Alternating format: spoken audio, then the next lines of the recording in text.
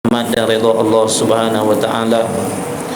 Mudah-mudahan kita semua yang hadir yang mengikuti majlis ilmu pada ketika ini diberi oleh Allah ilmu yang bermanfaat, dibukakan pintu kefahaman serta diberi taufik oleh Allah untuk mengamalkan segala ilmu yang telah diajarkan oleh Allah Subhanahu wa taala.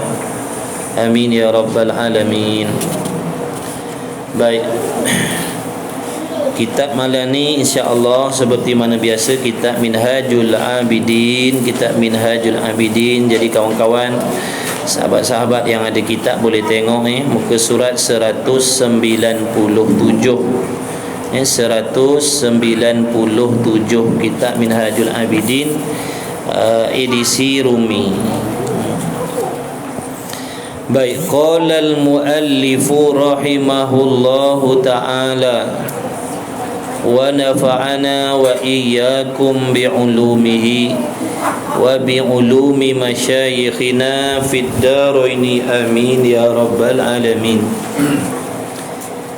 Jadi sahabat-sahabat dan para muhibbin rahimakumullah sekalian, ilmu yang sedang kita bacakan ini dipanggil dengan ilmu tasawuf, yang mana peranan ilmu ini nak mendidik kita supaya menyucikan zahir dan batin kita daripada perkara-perkara yang dibenci oleh Allah Subhanahu wa taala. Yang mana peranan ilmu tasawuf ini untuk mengeluarkan dunia daripada hati kita, kerana tidak ada sesuatu yang lain yang berhak duduk di dalam hati kita kecuali Allah Subhanahu wa taala. Dan selain daripada itu, ilmu tasawuf ini adalah ilmu yang nak mendidik kita tentang akhlak dan adab. Akhlak dan adab. Orang yang beramal dengan ilmu tasawuf ini akan menjadi seseorang hamba yang berakhlak dan beradab anggota zahirnya, dan berakhlak anggota batinnya, iaitu hati. Baik, Allahumma salli ala Sayyidina Muhammad. Dulu kata musannif,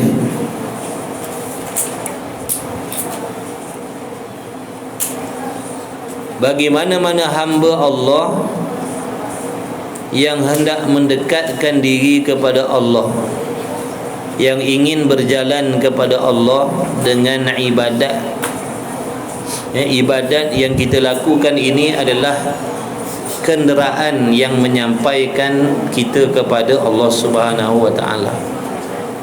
Dengan ibadat itulah seseorang hamba sampai kepada Allah Subhanahu wa taala, sampai mata hatinya kepada Allah, dekat hatinya kepada Allah Subhanahu wa taala, mencari keredaan Allah, mendapatkan keredaan Allah, dekat dengan rahmat Allah, dekat dengan kasih sayang Allah, dekat dengan keampunan Allah. Jadi yang menyampaikan hamba-hamba itu kepada Allah ialah ibadat. Untuk seseorang hamba itu mendekatkan dirinya dengan Allah, maka perlulah hamba tadi berjalan kepada Allah dengan ibadat zahir dan batin. Jadi perlu perjalanan zahir dan batin. Perlu perjalanan zahir dan batin. Ketahuilah bahawasanya tidak mencukupi kalau kita semata-mata mengerjakan ibadat yang zahir tanpa memastikan ibadat yang batin. Kerana ibadat zahir dan batin itu mesti seiring. Zahir dan batin itu mesti seiring. barulah akan mendekatkan hamba tadi kepada Allah Subhanahu wa taala. Selain daripada itu, setiap hamba Allah yang ingin mendekatkan diri kepada Allah perlulah memelihara dan menjaga beberapa anggota. Ini cara-cara melakukan ibadat yang menyampaikan seseorang hamba itu kepada Allah Subhanahu wa taala. Kita tidak akan sampai kepada Allah meskipun kita bersungguh melakukan ibadat tanpa memelihara anggota-anggota yang tertentu. Kita tidak akan sampai, hamba itu tidak akan sampai kepada Allah, tidak akan mendapat redha Allah seandainya kita sekadar melakukan amalan zahir, contohnya sembahyang ataupun berpuasa ataupun haji, umrah, tanpa kita memelihara dan menjaga beberapa anggota. Jadi anggota yang dimaksudkan oleh Al-Imam Al-Ghazali rahimahullahu ta'ala yang mesti dijaga oleh setiap hamba-hamba Allah yang ingin sampai kepada Allah, yang ingin mendekatkan diri kepada Allah, yang pertamanya mata. Jadi wajiblah hamba Allah memelihara matanya daripada melihat perkara-perkara yang menjadi asbab hatinya risau dan berbimbang kepada selain Allah. Contohnya mengawal pandangan mata kita daripada melihat kelebihan-kelebihan dunia. Melihat kelebihan-kelebihan dunia. Kerana apa yang dilihat oleh mata kita akan memberi kesan kepada kerisauan hati kita. Contohnya mata kita selalu melihat kemewahan orang lain, melihat kekayaan orang lain, melihat pangkat jawatan orang lain. Dia akan membimbangkan hati kita berfikir tentang kekayaan, harta, pangkat jawatan yang telah dilihat oleh mata tadi. Jadi apabila hati kita telah mula sibuk berbimbang memikirkan tentang kemuliaan dunia yang dilihat oleh mata tadi, dengan sendiri terpalinglah hati kita daripada memikirkan tentang Allah dan tentang ibadat. Maka dengan sebab itu setiap hamba Allah mestilah menjaga matanya daripada suka melihat kelebihan-kelebihan dunia. Kerana dia akan melekakan hati, memikirkan, berbimbang untuk mencari kekayaan, keduniaan, sehingga melupakan tanggungjawabnya terhadap Allah Subhanahu wa taala. Ini kenyataan. Ini kenyataan. Baik, yang kedua, selain daripada anggota mata yang perlu dijaga oleh mana-mana hamba Allah yang nak mendekatkan diri kepada Allah dengan ibadat, yang keduanya anggota lidah kita. Anggota lidah kita, wajib kita menjaga pantang larang lidah kita. Kerana berkata Al-Imam Al-Ghazali rahimahullah ta'ala, anggota lidah kita ini paling banyak mengundang kebinasaan dan kecelakaan akhirat. Kadang-kadang tidak sampai beberapa patah perkataan yang dituturkan oleh lidah kita, tidak beberapa minit perkataan yang kita tuturkan mengakibatkan terbatal segala pahala amal kebajikan yang telah dilakukan berpuluh-puluh tahun. Jadi kalau kita tidak mengetahui dan tidak mengamat-amati perkara ini, seandainya kita sekadar beramal ibadat tanpa mengambil tahu tentang perkara yang penting ini, sudah pastilah nanti kita akan kembali kepada Allah dengan membawa kerugian yang sangat besar. Meskipun di atas dunia kita banyak melakukan amal ibadat, kerana segala kebajikan yang telah diperolehi daripada amalan zahir kita, sembahyang, puasa, zakat, haji, umrah, qiyamul lail, wakaf dan sebagainya, ini dibinasakan oleh Allah asbab lidah kita yang selalu mengumpat. Contohnya, lidah kita yang selalu memfitnah, lidah kita yang suka mengadu domba, maka dengan sebab beberapa patah perkataan yang dituturkan oleh mulut kita, lidah kita ni menghapuskan segala pahala amal yang telah kita kerjakan selama beberapa tahun, berbelas tahun, malah berpuluh-puluh tahun. Sedangkan umur kita semakin sedikit. Sedangkan umur kita semakin sedikit. Seandainya pahala amal ibadat yang 40 tahun ke belakang tadi telah dibinasakan oleh Allah disebabkan lidah kita, adakah kita yakin kita mendapat peluang dan ruang untuk hidup 40 tahun lagi yang akan datang? Jawabnya belum pasti. Belum pasti lagi. Kita tidak mengetahui berapakah jumlah baki umur kita yang tinggal. Oleh yang demikian, orang yang inginkan kesenangan, kejayaan di hari kiamat besok, orang yang harap kembali kepada Allah membawa bekalan ibadah yang banyak, sudah tentu dia akan berpantang, menjaga pantang daripada amalan yang telah dilakukan berpuluh-puluh tahun tadi binasa. Maka mereka akan memelihara lidah mereka daripada bertutur perkataan yang diharamkan oleh Allah. Nah, ini adalah sifat orang yang bijak. Ini adalah sifat orang yang bijak. Ini adalah sifat orang yang waras. Ini adalah sifat orang yang berakal. Sebaliknya, seandainya kita bersungguh-sungguh melakukan pelbagai amal soleh, tetapi kita tidak sanggup menahan lidah kita daripada bertutur perkataan-perkataan yang diharamkan oleh Allah, yang mengakibatkan terbatalnya segala pahala amal kebajikan kita, sesungguhnya kita telah tergolong di dalam kelompok orang-orang yang bodoh.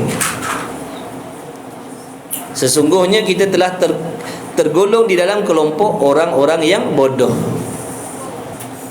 kerana kita telah berkorban menghabiskan harta benda untuk melakukan ibadat, berkorban penat lelah menghabiskan waktu untuk melaksanakan pelbagai ibadat yang telah menghasilkan banyak pahala dan kebajikan.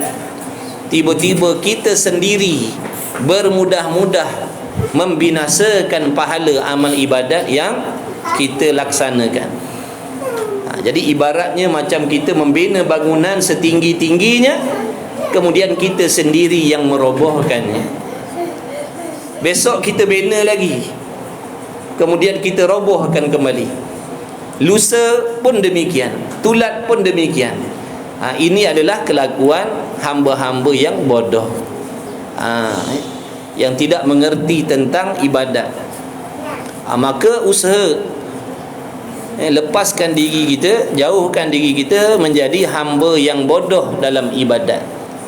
Dengan sebab itulah menuntut ilmu ini penting.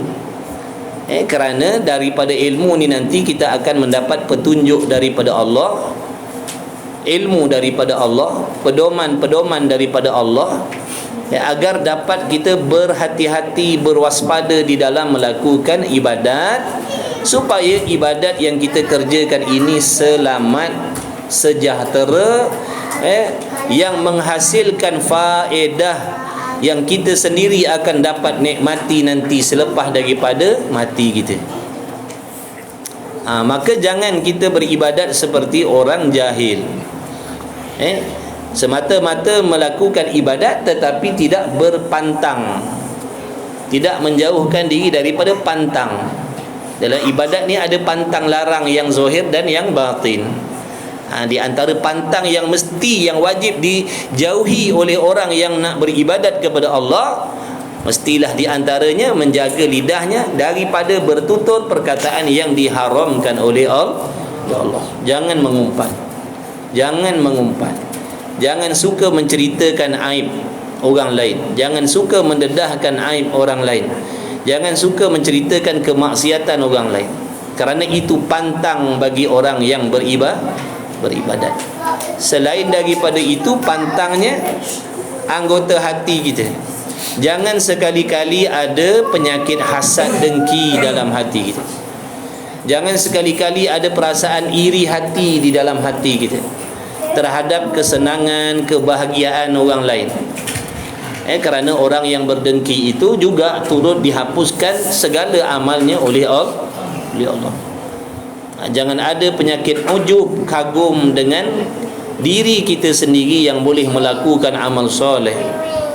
Wajiblah kita yakin dan sedar bahawasanya sekecil apapun ketaatan yang kita buat itu semata-mata pertolongan Allah Subhanahu wa taala.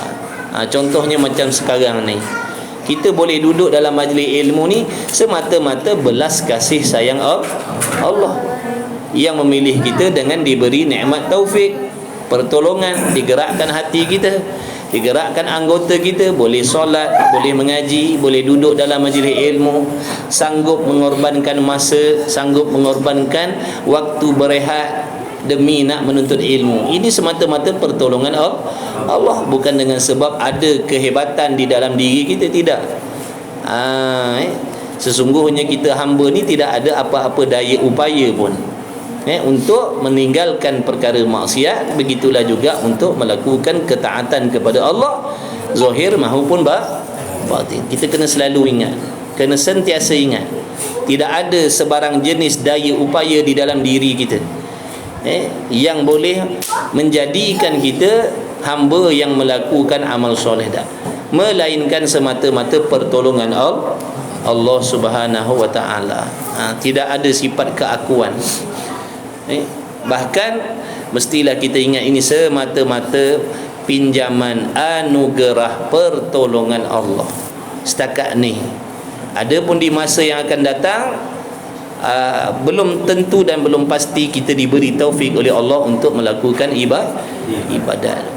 Jadi hamba yang mengenal Allah, hatinya senantiasa risau, bimbang seandainya di masa yang akan datang dia tidak ditolong oleh Allah untuk melakukan amal soleh. Dia risau, dia bimbang, dia takut. Janganlah kiranya Allah Ta'ala tidak memberi pertolongan kepadanya di masa yang akan datang untuk melakukan ibadat. Hatinya senantiasa berhajat, hatinya senantiasa bergantung, hatinya senantiasa berharap kepada Allah untuk melakukan apa sahaja kebaikan dan untuk meninggalkan sebarang jenis kemaksiatan zahir maupun batinnya. Itu di antara anggota yang wajib dijagalah oleh mana-mana hamba yang hendak mendekatkan dirinya dengan Allah, agar dia mendapat redha daripada Allah Subhanahu wa taala, agar sampai hatinya kepada Allah. Selain daripada itu, wajiblah mana-mana hamba yang sedang berjalan kepada Allah dengan ibadat zahir dan batin menjaga perutnya daripada dimasukkan makanan yang haram ataupun yang syubhah, ataupun memelihara perutnya daripada bermewah-mewah dengan makanan yang halal. Kerana dengan banyak makan itu juga boleh mengakibatkan kerasnya hati kita. Dengan banyak makan boleh mengkeraskan hati kita. Apa sifat-sifat, apa alamat petanda kerah hati? Kita tidak suka menerima nasihat, tidak boleh menerima kebenaran, tersifat apabila kerah hati, tidak boleh mengambil manfaat daripada nasihat yang baik. Itu semua tanda-tanda daripada hati yang keras. Meskipun yang menyampaikan ilmu itu tadi orang yang baik, orang yang soleh, orang yang mulia, seandainya kita yang menerimanya itu dalam keadaan keras hati, kita tak akan dapat mengambil manfaat. Ibaratnya mencurahkan air di daun keladi. Ibaratnya begitu. Kemudian yang keempat dan keempatnya, dan keempat malam ni, dan keempat, yakni anggota yang wajib dipelihara, diperhatikan, dipantau, dihiasi bagi mereka yang nak berjalan kepada Allah dengan ibadat ni, iaitu anggota hati, anggota batin lah, iaitu hati kita. Wajib jaga hati kita, wajib pantau kelakuan hati kita, kerana hati kita ni dia ada kelakuan sama seperti anggota zohir. Anggota zohir ni ada kelakuan baik dan ada kelakuan yang tidak baik. Begitulah juga hati kita. Hati kita manusia ni ada kalanya berkelakuan baik, berakhlak, ada kala hati kita tidak berakhlak. Contoh hati yang tidak berakhlak, suka berdendam. Hati yang tidak berakhlak suka bersangka jahat pada orang lain. Hati yang tidak berakhlak suka tidak memaafkan kesalahan orang lain, sedangkan kesalahannya senantiasa dimaafkan oleh Allah. Tu. Kita ingin dosa kita, kesalahan kita dimaafkan oleh Allah, tapi kita tak suka memaafkan orang lain. Itu sifat hati yang tidak ada akhlak. Hati yang berakhlak dia akan suka memaafkan orang lain. Dia cuba mencontohi akhlak hati Nabi sallallahu alaihi wasallam. Maka memadalah kamu, yakni hamba-hamba Allah, kita semua dah. Kata Imam Ghazali, memadalah kamu bahawasanya ia hati adalah asal sekaliannya, punca sekaliannya, tunjang sekaliannya. Makna buruk baik amalan kita di sisi Allah semuanya terpulang kepada hati tadilah. Siapakah hamba itu di sisi Allah, kembalilah kepada bagaimana hatinya. Kerana hakikat kita manusia ni bernilai ataupun tidak di sisi Allah adalah hati, bukan zohir. Kalau zohir banyaklah yang rugi ni. Ada yang lahir tidak sempurna, ada yang lahir tidak cantik, betul? Sebab itu Allah tidak menjadikan paras rupa kita yang zohir ni sebagai ukuran siapa hamba itu di sisi Allah. Allah tidak menjadikan parah rupanya yang zahir sebagai ukuran. Kalau Allah Ta'ala menjadikan parah rupa yang zahir itu sebagai ukuran, adakah seseorang hamba itu mulia ataupun tidak di sisi Allah, maka kitalah yang paling terkebelakang sekali. Sebab kita hidung kemih, kulit tak bersih, kulit tak putih, menanglah orang-orang balik sana tu yang hidung mancung macam penyangkut baju, kulit merah-merah tu, mata biru, mata hijau. Kalau itulah yang menjadi penilaian Allah, makna kita tak ada peluang. Balik awal lah maknanya, tak boleh masuk pertandingan lah. Sebab itu maha adilnya Allah Subhanahu wa ta'ala tidak menjadikan kesempurnaan dan kecantikan parah rupa yang zahir tadi sebagai ukuran siapakah hambanya di sisi Allah dah. Yang menjadi ukuran siapakah hamba di sisi Allah adalah hatinya tadi. Adakah hatinya beradab, adakah hatinya berakhlak? Itulah yang menjadi titik tolak siapakah dia di sisi Allah, di sisi Allah Subhanahu wa ta'ala. Maka dengan sebab itu wajiblah bagi diri kita yang nak mendekatkan diri kepada Allah, memerhatikan hati kita. Mesti sebagaimana kepekaan kita mengambil peduli tentang anggota zahir, perhiasan yang zahir, begitulah sepatutnya. Malah kata ulama, kena lebih peka lagi dalam menjaga hati tadi tu, dalam menghiaskan hati tadi, dalam menjaga kesihatan hati tadi. Kemudian yang mana anggota hati inilah yang paling ramai di kalangan hamba Allah yang tidak mengambil peduli. Cuba kita tilik, cuba kita tengok, cuba kita renung diri kita sendiri. Kalau setiap kali kita nak keluar rumah, kita akan pastikan pakaian kita cantik, pakaian kita bersih, wangi, bergosok, muka kita bermakeup, berminyak wangi dan sebagainya. Setiap hari kita pastikan. Kadang-kadang di rumah pun begitu. Tapi malangnya kita tidak memerhatikan hati kita sedemikian. Kita biarkan hati kita dalam keadaan busuk, kita biarkan hati kita dalam keadaan kotor dengan sifat-sifat yang dibenci oleh Allah. Kita biarkan hati kita memakai pakaian-pakaian yang kotor. Kita tidak adil dengan hati kita. Kita zalim pada hati kita. Kita hanya mengambil berat tentang kecantikan, keterampilan yang zahir yang menjadi habuan dan pandangan makhluk Allah. Sedangkan apa yang dipandang oleh Allah, kita tidak mengambil berat, tidak ambil peduli. Kita suka, kita rela, kita biarkan hati kita ni dipandang oleh Allah dengan pandangan yang tidak baik.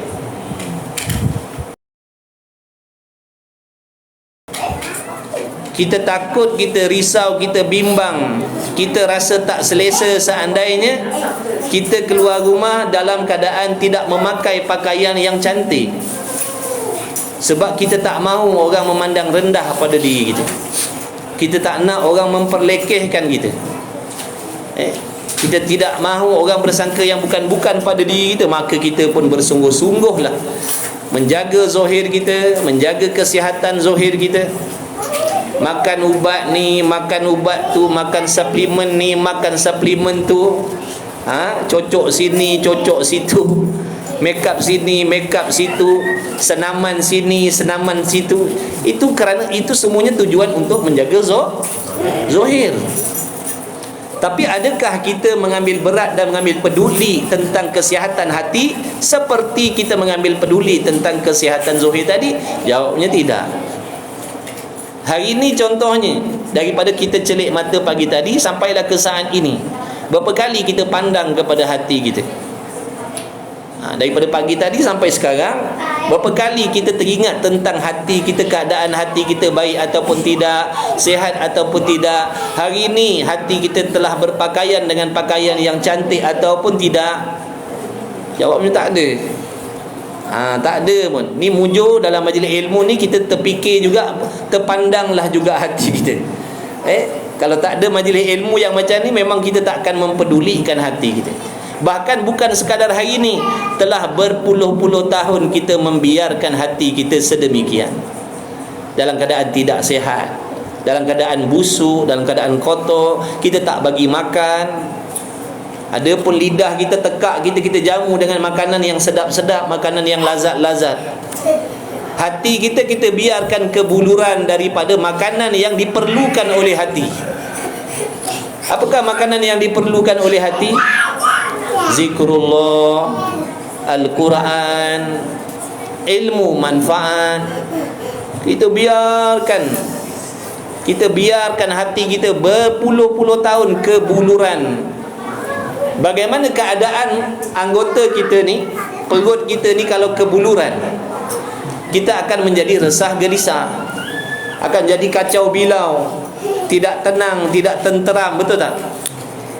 Kalau anggota kita ni tak dibagi makan yang cukup, dia akan jadi keluh kesah dan sampai peringkat dia akan sakit.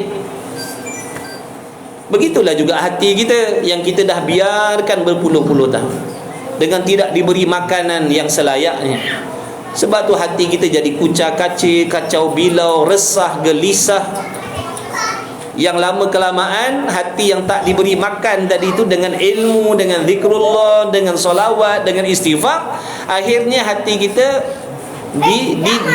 diserang penyakit. Hati kita sakit yang tidak pernah kita nak rawat pun. Kalau kita tak merawatnya daripada sekarang, tak mustahil hati kita akan menjadi bertambah-tambah tenang. Dan tidak mustahil dia akan mati sebelum tubuh badan kita mati.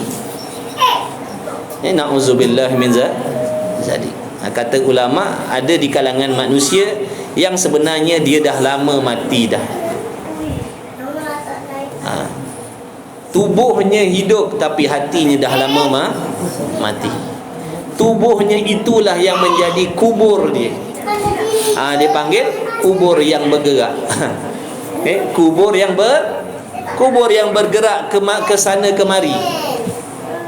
Sedangkan hakikat dirinya dah lama mati dah. Na'udzubillah min zalik. Itulah perumpamaan yang dibuat oleh ulama orang yang hatinya telah mati. Zahirnya hidup tapi hakikatnya dia dah mati dah. Na'udzubillah.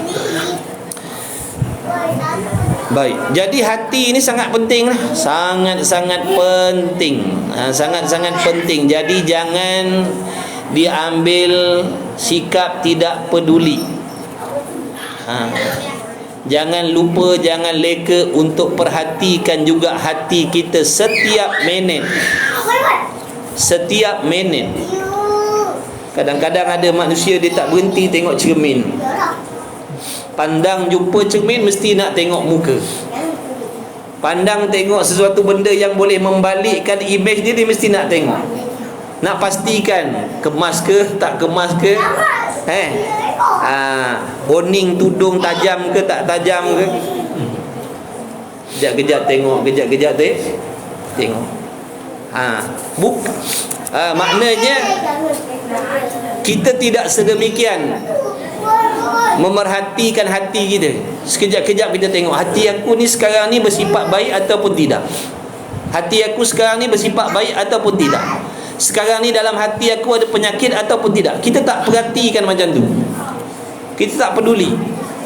Hati kita bersikap hasad, dengki, sangka buruk, dendam, marah yang tidak disuruh oleh Allah, kita biarkan.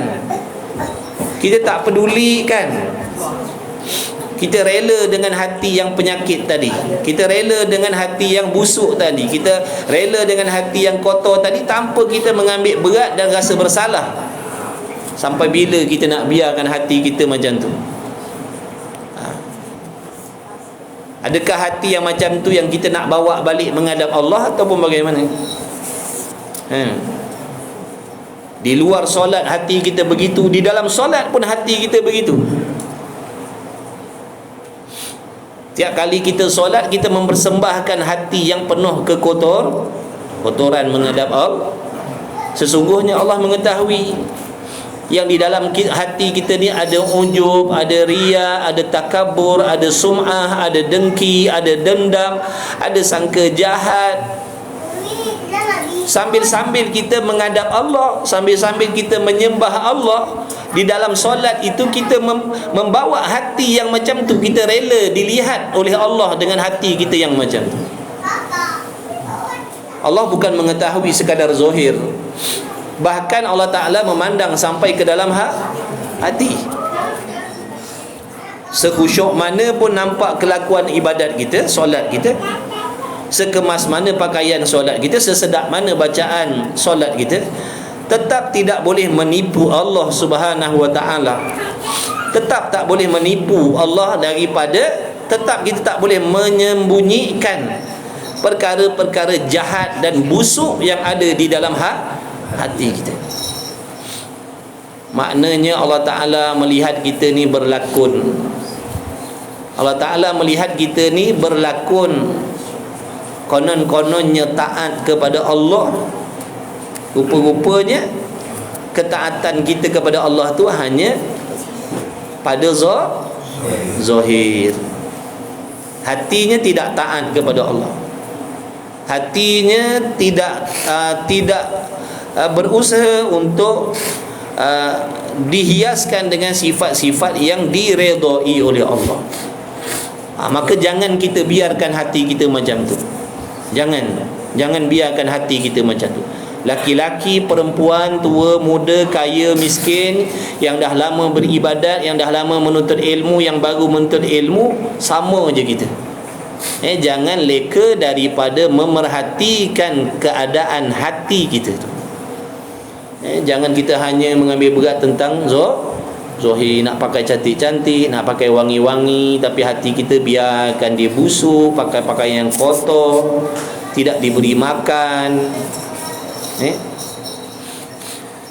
Jika binasanya hati, seandainya hati kita ni binasa, rosak, binasa, celaka, kotor, jahat, keji, binasalah sekaliannya. Yakni binasalah sekalian anggota kita yang lain. Apabila hati kita itu engkar kepada Allah, maka dengan sendiri anggota zahir kita pun turut akan engkar kepada Allah.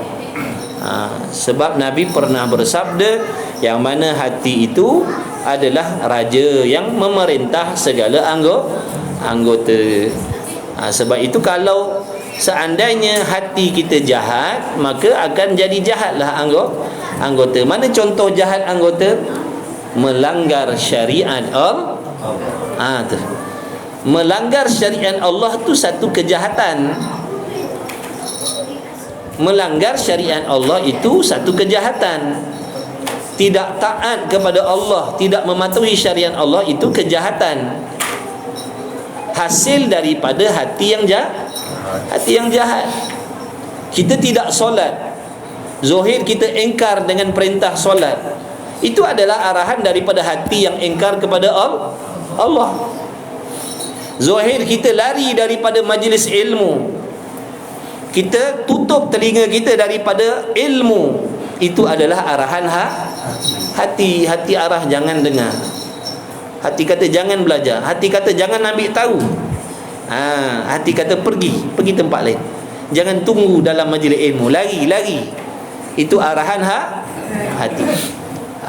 Adapun kita sekarang ni, alhamdulillah, begitulah juga dengan kawan-kawan yang hadir ni, yang boleh duduk dalam majlis ilmu secara online ni. Kenapa mereka boleh tetap dalam majlis ilmu ni? Kerana hatinya baik.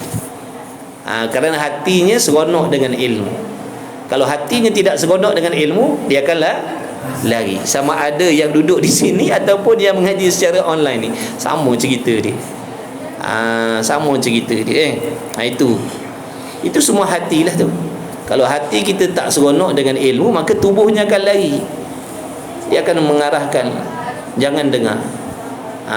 Jangan dengar, lari tempat lain.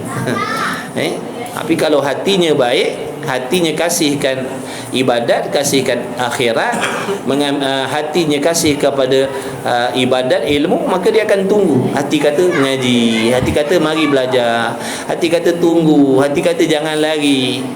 Kerana dalam majlis ilmu itu ada petunjuk daripada Allah. Tu. Jika binasanya, binasalah sekalian anggotanya, dan jika baiknya hati, baiklah sekalian anggotanya. Jadi di sini kita boleh menilai diri kita sendiri. Di sini kita boleh menilai keadaan hati kita sihat ataupun tidak, baik ataupun tidak. Kita tengok kelakuan zahir kita. Adakah zahir kita mentaati perintah Allah ataupun melanggar perintah Allah? Jadi di situ adalah tanda-tanda yang nak menunjukkan keadaan hati kita sekarang bagaimana. Contohnya kita tak pedulikan apa yang Allah suruh, kita suka membuat benda yang dibenci oleh Allah. Ini petanda hati kita dalam masalah. Hati kita dalam sakit. Kemudian kita cuba fikir bagaimana kita nak menghadap Allah, nak menghadap kematian itu dalam keadaan hati kita yang sedemikian. Seandainya sehari dua lagi ni nyawa kita diambil oleh Allah, bagaimana kita nak bawa hati yang macam tu menghadap Allah? Nak bawa hati yang macam tu nak kembali kepada akhirat, nak membawa hati yang macam tu nak duduk di dalam alam barzah, nak bawa hati yang macam tu musafir yang takkan kembali sampai bila-bila. Itu kebekalan kita. Hati yang macam tu ke kita nak jadikan bekal nak menghadap Allah?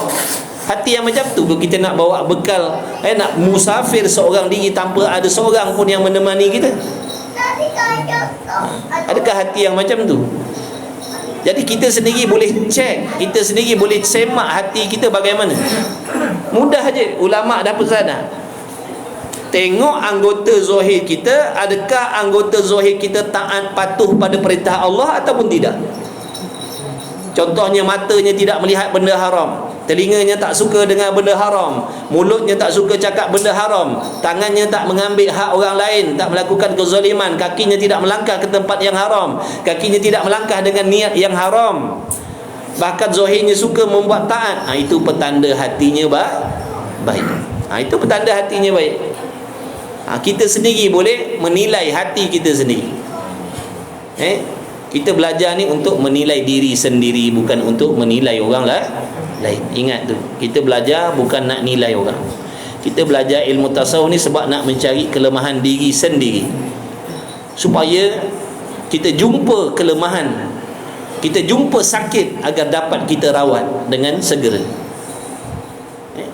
supaya kita segera memakaikan hati kita dengan pakaian yang cantik, sabar, redha, pemaaf, rendah diri, kasihkan ibadat, kasihkan akhirat. Itu pakaian-pakaian yang indah-indah yang mesti dipakaikan kepada hati kita sebelum menghadap Allah. Dan hati yang macam itulah sepatutnya mesti sentiasa ada dalam diri kita. Meskipun kita belum mati lagi, nak kena usahakan supaya hati kita sedemikian. Lebih-lebih lagi setiap kali kita nak menunaikan sembahyang, lebih-lebih lagi waktu nak solat, menghadap Allah secara khusus. Bukan bermaksud kita ni hanya dipandang oleh Allah sewaktu solat saja dah. Di luar solat pun tidak ada perbezaan pandangan Allah kepada diri kita, sama je. Cuma solat ni ibadat yang nak melatih diri kita supaya memastikan diri kita bersih, suci zahir dan batinnya, supaya terbawa sifat dan akhlak ni di luar sembahyang. Ibaratnya macam Ramadan kan, setahun sekali Allah bagi peluang Ramadan, yang mana Ramadan ni nak melatih kita menjadi hamba yang sangat baik di sisi Allah, zahir dan batin. Jadi selama sebulan tu dilatih, mudah-mudahan selepas Ramadan pun terbawa sikap yang macam tu, walaupun setelah selesai Ramadan. Begitulah juga tadi solat tadi. Jadi kita diajarkan sebelum kita solat, pastikan kita bertaubat kepada Allah dari sebarang jenis dosa dan maksiat yang kita dah buat, agar di dalam solat nanti kita menghadap Allah bukan sahaja zahirnya bersih, bukan sahaja zahirnya wangi, cantik, bahkan hatinya pun bersih, cantik, wangi menghadap Allah. Mudah-mudahan sifat dan adab yang sebegini berkekalan pada diri hamba tadi, walaupun selepas daripada dia sembahyang. Jadi lama-kelamaan jadi setiap waktu tadi sebenarnya nak melatih diri kita menjadi hamba yang bersih, yang baik di sisi Allah. Zuhur, asar, maghrib, isyak, subuh. Nanti lama-kelamaan hamba tadi dah terbiasa dengan kebersihan hati zahir dan batin, taat zahir dan batin. Jadi mudah-mudahan terbawa sehingga di antara dua solat itu pun dia menjadi hamba yang sangat baik di sisi Allah. Siapa berani maki hamun orang dalam solat?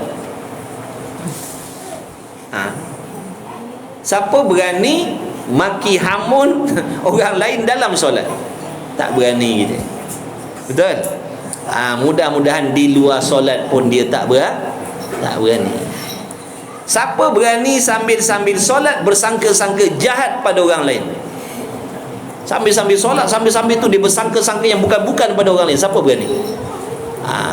Dia tak berani. Maka sepatutnya di luar solat pun sedemikian. Begitulah.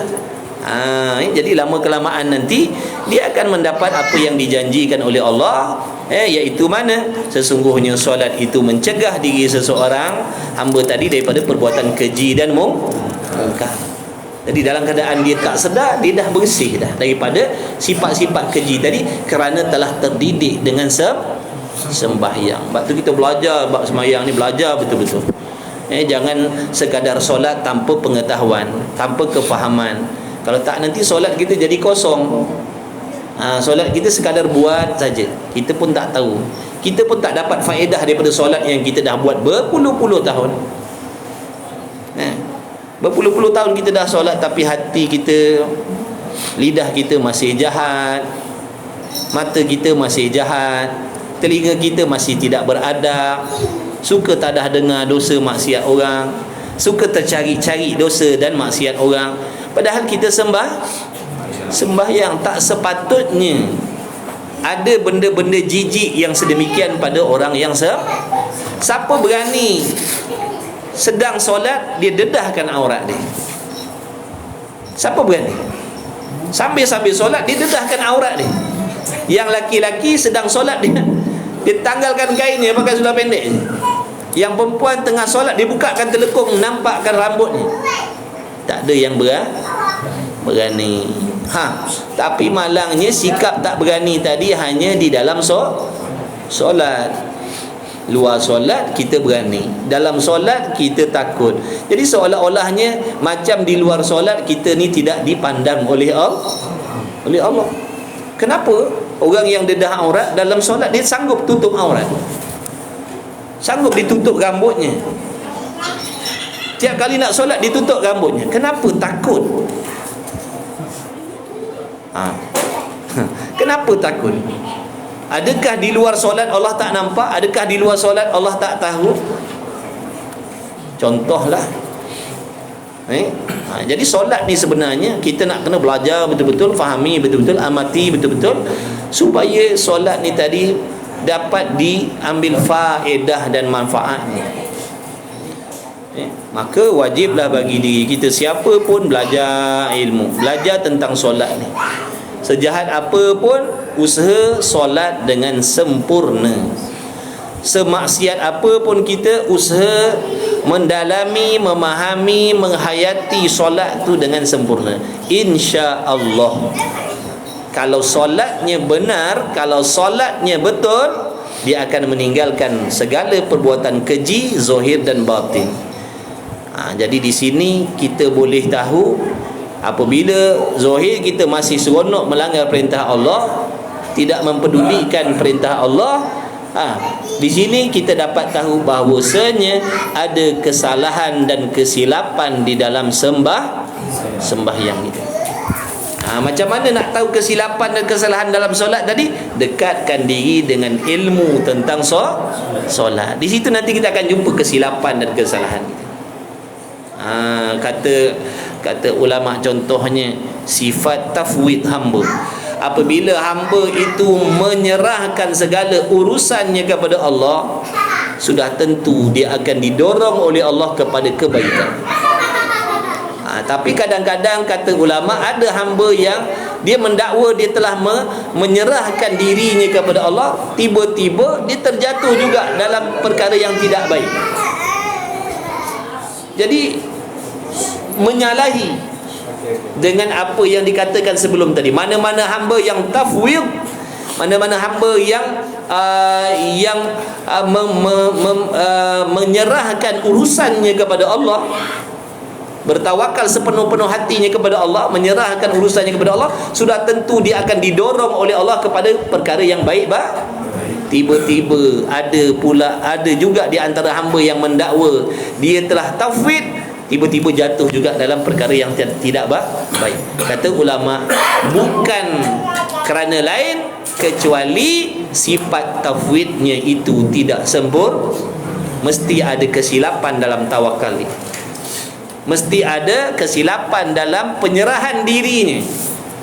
Boleh jadi dia menyerahkan dirinya tidak sepenuh hati. Samalah macam tadi. Kenapa kita yang dah solat berbelas tahun, berpuluh tahun, mulut masih suka nak cerita tentang dosa maksiat orang? Pernah tak kita tanya diri kita? Pernah tak kita tanya diri kita? Kenapa kita yang dah solat berpuluh tahun, kadang-kadang bukan sekadar ibadat yang fardu, bahkan yang wajib pun kita buat, yang sunat pun kita buat, bertahajud dan sebagainya, tapi kenapa kita masih lagi, sikap kita masih lagi suka nak mencari-cari dosa dan kemaksiatan orang lain? Kenapa ada sikap yang macam tu? Sedangkan itu sikap yang keji, sifat yang mungkar. Kenapa ada pada kita yang dah sembahyang berpuluh tahun? Inilah menunjukkan ada kesilapan, kesalahan, kelemahan, kekurangan dalam sembahyang kita pasti. Sebab Allah tak mungkin janji inna salata tanha 'anil fahsya'i wal munkar. Itu janji Allah. Sifat Allah apa? Menunaikan janji. Allah menunaikan janji. Tapi kenapa kita tak dapat apa yang dijanjikan oleh Allah, sedangkan kita orang yang mendirikan solat? Itu kata ulama, pasti ada kesilapan dan kesalahan dalam solat yang kita buat. Barangkali kita solat sekadar perbuatan zahir tanpa mengetahui kaifiatnya, syaratnya, rukunnya. Boleh jadi dalam bab mandi wajibnya tak sah dah. Boleh jadi dalam bab ambil wuduknya tak sah. Boleh jadi dalam bab mencuci pakaiannya tidak sah. Betul tak? Kadang-kadang kita buat betul dah, cukup dah rukun 13 tu, takbiratul ihramnya, niatnya, qiyamnya, rukuknya, i'tidalnya, tumakninahnya, bacaan rukun qaulinya, betul dah. Rupa-rupa bukan silap di situ, tapi silap di pangkal lagi. Contohnya mandi wajibnya tidak sah. Mandi wajib tak sah, maknanya dia solat dalam keadaan masih berhadas besar. Allah tak terima, solatnya tidak sah. Barangkali ada kesilapan dalam bab akidah dia, dalam hati. Boleh jadi ada kesilapan dalam bab akidah. Masih lagi boleh jadi dalam hatinya masih belum ada lagi akidah yang sebenar. Sebab tak pernah belajar akidah. Kita tak pernah belajar akidah, kita tak pernah mengenal Tuhan, kita tak belajar fardu ain, kita tak belajar ilmu tauhid. Mustahil dengan tak belajar ilmu tauhid ni kita dapat memiliki akidah yang betul. Dengan tidak belajar ilmu tauhid, mustahil. Boleh jadi silapnya di situ. Boleh jadi kita solat dalam keadaan hati kita tidak ikhlas. Jadi banyak kemungkinan. Nak tahu, belajar. Nak tahu, belajar. Di situ nanti kita akan jumpa kesilapan-kesilapan dalam ibadat, yang mana kita insya-Allah boleh usaha secepat mungkin perbaiki. Jangan kita duduk berpeluk tubuh, berasa tenang, berasa selesa dengan solat kita, padahal solat kita jauh lagi daripada yang disuruh oleh Allah. Jadi sama-sama kita berhati, kerana ia hati tadi seperti pohon kayu. Jadi hati kita ni ibarat seperti batang pokok, dan segala anggotanya seperti cawangnya, makna dahan-dahan. Jadi hati kita ni ibaratnya macam batang pokok. Mata, telinga, tangan, mulut, lidah, ini ibaratnya seperti cawangan, makna dahan-dahan, ranting-ranting. Dan daripada kayu itu menghisap segala cawangnya. Maknanya apa yang ada di dalam batang kayu tadi akan diserap oleh dahan-dahan dan ranting-ranting. Kalau yang diserap oleh batang pokok tadi racun, maka dahan-dahannya pun turut mengambil racun juga. Begitu perumpamaan. Allahumma salli ala sayyidina Muhammad. Jadi perumpamaannya sangat-sangat terang, jelas, mudah kita nak faham. Boleh jadi kita tak faham apa kaitannya hati dengan anggota kita. Sedangkan ada orang kata anggota kita ni walaupun nampak jahat tapi hakikatnya hatinya baik. Ada orang yang kata macam tu. Itu di antara pahaman yang salah. Itu pahaman yang salah. Ini pahaman yang kita nak kena lontarkan sejauh-jauhnya. Kerana selagi kita berpegang dengan pahaman ni, zahirnya jahat asalkan hati baik, selama-lamanya lah kita tidak akan rasa berdosa dan bersalah dengan Allah. Sebab tu kena buang. Sebab tu kita tak ada usaha nak jaga mulut kita supaya patuh syariat. Sebab tu kita tak pernah nak jaga telinga kita supaya mematuhi syariat. Sebab alasan kita, hati kita Aku pun walau suka tak dah dengar cerita orang, umpatan, fitnah, tapi hati aku baik. Dah, hati tidak hati yang takut kepada Allah akan mengarahkan telinganya supaya jangan mendengar perkataan yang diharamkan oleh Allah. Tu pahaman sesat tu. Jadi jangan kita pakai. Dan daripada kayu mengisap cawangan, baik jika baik, baik jika baik ya, makna cawangan tadi, dahan tadi akan jadi baik jika baik dahan, jika baik batang pokok ni. Dan binasa, maknanya dahan-dahan tadi akan rosak, akan binasa, akan mati jika binasa ia batang pokok. Sebab tu kita tengok di antara kaedah orang nak orang nak binasakan pokok-pokok tu, dia toreh kulit keliling batang pokok tu, kemudian disiramkan racun supaya racun tadi diserap oleh batang pokok dan dahan-dahan tu menyerap racun yang ada daripada dalam pokok, akhirnya mati. Itu secara kaedah dia orang nak membinasakan tumbuh-tumbuhan pokok contohnya. Begitulah juga. Dan bahawasanya ia hati tadi seperti raja, yakni pemerintah, dan segala yang lain itu mengikut, yakni mengikut arahan pemerintah. Jadi kalau hati itu pemerintah yang baik, maka anggota yang lain pun akan taat kepada dia. Dia akan taat, dia akan ikut apa yang diarahkan oleh hati tadi tu.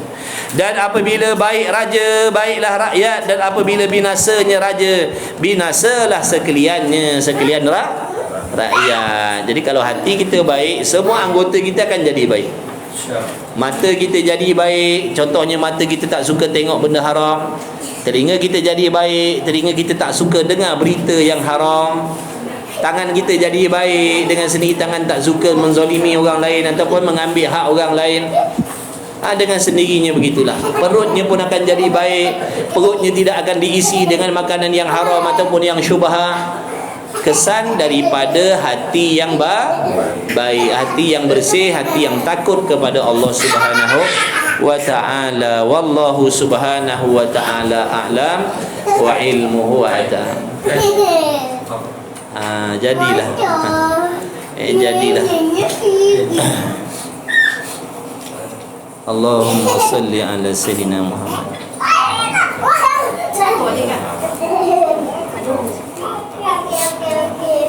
Habis dah sahabat. Allahumma salli ala sayyidina Muhammad.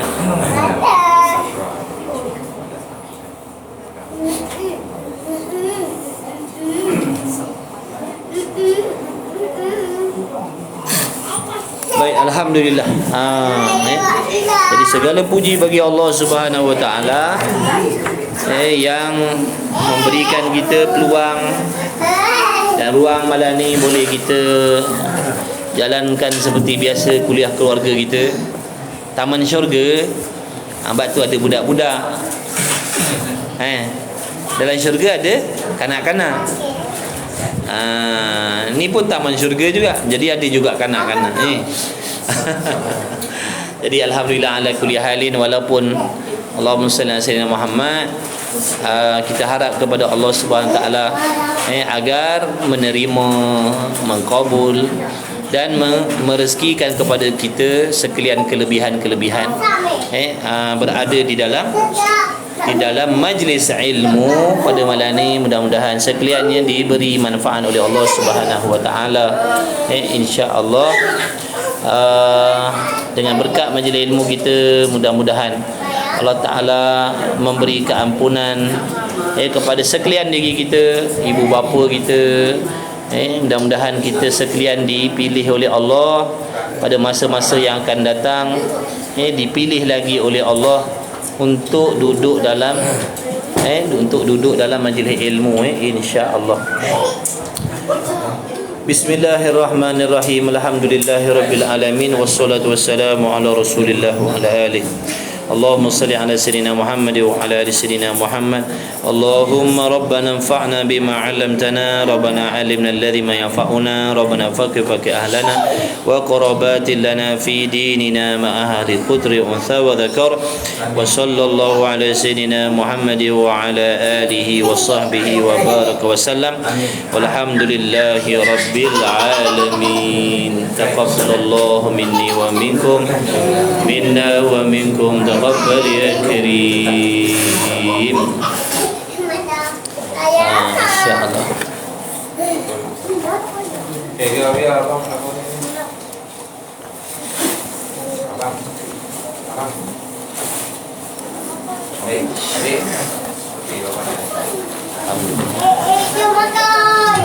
Kepada sahabat, insya-Allah pukul 10.45 malam.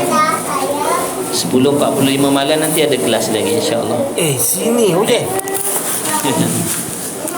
10.45 malam nanti ada kelas lagi sahabat, insya-Allah. Bang.